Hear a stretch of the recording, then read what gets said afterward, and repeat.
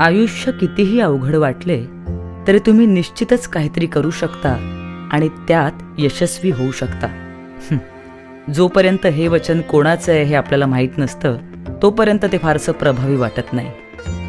Stephen Hawking, ज्या माणसाने शारीरिक पंगुत्व हा तुमच्या स्वप्नांना अडथळा होत नाही हे दाखवून दिलं. एव्हरेस्टलाही अरुणिमा सिन्हाचा अभिमान वाटला असेल. भीषण अपघातात दोन्ही पाय गमावले असूनही एव्हरेस्टवर चढणारी ती जगातली पहिली स्त्री.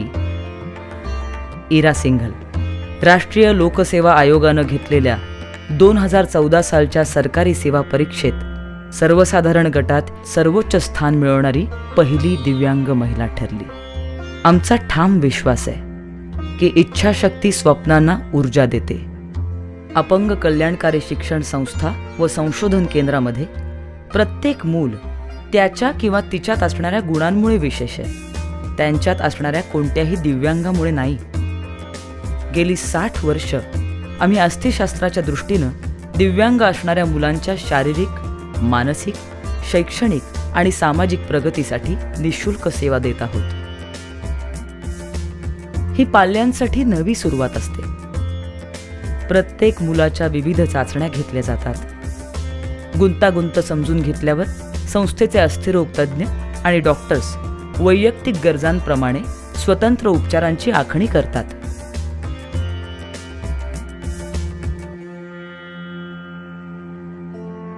सध्या जवळपास प्रत्येक रुग्णालय तयार मिळणाऱ्या आधार साधनांची शिफारस करतं, तर आम्ही गरजेनुसार इथेच सहाय्यक साधनं तयार करतो. पूर्वीच्या लोखंडी कॅलिपरपासून आजच्या ॲल्युमिनियमच्या कॅलिपर आणि कृत्रिम अवयवांपर्यंत सर्व विशिष्ट साधनं गेली 35 वर्ष आम्ही तयार करतो आहोत. नियमित फिजिओथेरपी, ऑक्युपेशनल थेरपी आणि व्यायाम यामुळे शरीराला नव्यानं उपलब्ध झालेल्या अवयवांशी जुळवून घेता येतं. त्याला आतून बळकटपणा येतो. मुलांना शारीरिकदृष्ट्या निरोगी करण्यासाठी योग्य व पौष्टिक आहार ही मूळ गरज असते. आम्हाला आमच्या स्वच्छ स्वयंपाकघर आणि आहारगृहाचा अभिमान आहे. भाज्या आणि मोड आलेली कडधान्य हे त्यांच्या रोजच्या जेवणात असतातच, पण त्यांच्या भाताबरोबर गाईचं तूप नाही असा एकही दिवस जात नाही. आमच्या दीर्घ अनुभवातून आम्ही जाणतो की सकस आहार मिळणारी मुलं लवकर बरी होतात आणि ती आनंदीही असतात.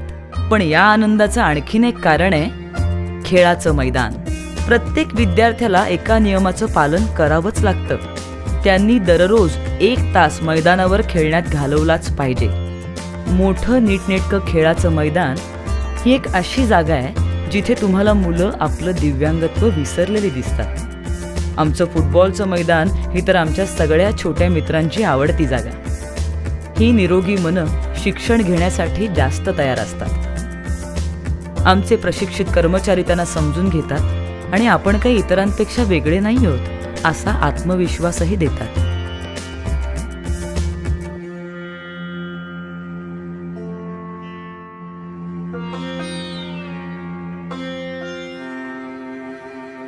नेहमीच्या शिक्षणाबरोबरच आम्ही संगणक प्रशिक्षण, MSCIT, मोबाईलची दुरुस्ती, हस्तकला, शिवणकाम, सुतारकाम, कम्प्युटरची दुरुस्ती अशा गोष्टींचंही शिक्षण देतो.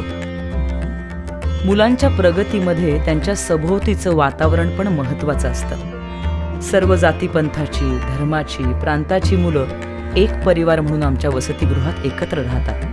मिळून मिसळून समरस जीवनाचा अनुभव घेतात. वसतिगृहात जशी सगळीकडे मैत्री दिसून येते तशीच आणखीन एक गोष्ट जाणवते, स्वच्छता.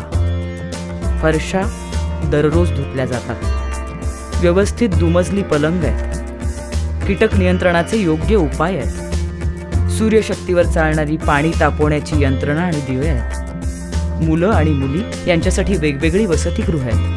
मुलं काही वेळा खूप पसारा करतात, पण हे मुलं क्रियाशील असण्याचं लक्षण आहे. भविष्य काळात या विद्यालयाचं एकात्मिक विद्यालयात रूपांतर करण्याचं आमचं उद्दिष्ट आहे. त्यामध्ये सर्वसाधारण मुलं आमच्या विद्यार्थी जगतात सामावून जातील. शहरापासून दूर ग्रामीण भागात 100 मुलामुलींसाठी वसतिगृह चालू करायचंय.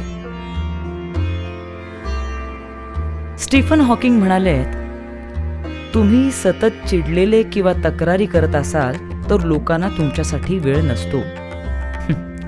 आम्ही नवीन मार्ग शोधतो आहोत. आम्ही कशाची तक्रार करत नाही. आमच्या मते दिव्यांगत्व ही फक्त शारीरिक समस्या आहे आणि जीवनाबद्दलचा आमचा दृष्टिकोनच आम्हाला आनंदी जीवन जगण्यासाठी प्रेरित करतो.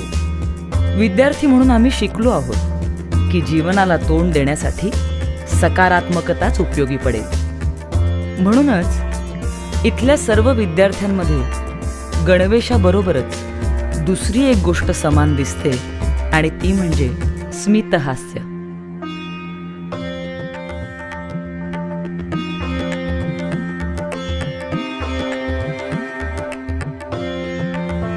तुमच्या पाठिंब्याने आमच्या जगात आणखी स्मितहास्याची आणि आत्मविश्वासाची भर पडेल याची आम्हाला खात्री आहे.